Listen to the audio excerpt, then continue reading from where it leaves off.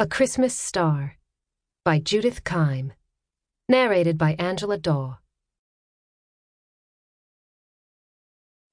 Chapter 1. On the Gulf Coast of Florida, Noelle North walked along the white sandy beach that lined the shore like the fur on her slippers back home. The sun's heat washed over her, hugging her with its warmth on this early December morning. She unzipped her light jacket and lifted her arms to the blue sky, welcoming the day with an embrace. She had a whole 6 weeks of freedom from work and her dismal life back home. It was worth every penny of her savings. Her family had wanted her to stay in Boston with them for the holidays, but Noelle knew she couldn't endure another Christmas of everyone feeling sorry for her.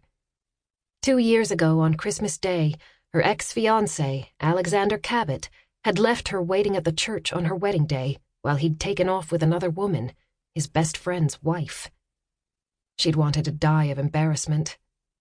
Even now, thinking of that humiliation, a shudder shook her shoulders and her stomach filled with acid. The one thing that had helped her keep going throughout the healing process was the conviction she'd never fall for a rich guy again. Besides, at 32, and with her unfortunate track record with men, she was pretty sure she was destined to be single for the rest of her life. The thought didn't bother her as much as it used to. Why should it? She had the freedom to come and go as she pleased.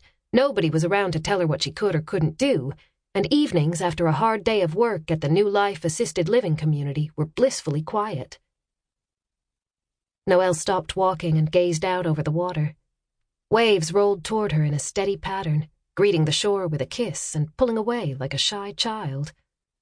Above her, seagulls wheeled in circles, their cries shrill in the stillness of the early morning. She watched as a group of sandpipers darted toward the water's edge, dipped their beaks into the sand for whatever little morsel they could catch, and continued on their way, leaving tiny footprints behind. A flash of black caught her attention. She turned to see a big dog galloping toward her, yellow tennis ball in his mouth. She braced herself to greet him and then chuckled as the dog circled and ran right by her toward a small figure farther down the beach. She walked on, watching with interest as the dog ran into the water and came out again carrying the wet ball in his mouth. As she came closer, she saw that the person throwing the ball was a boy whom she guessed was 7 or 8. The boy smiled at her as she approached. "Your dog is a very good catcher," Noelle said. "What's his name?" "Duke," the boy said.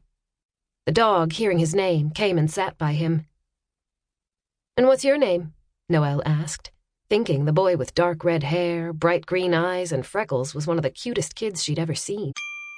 Sample complete. Ready to continue?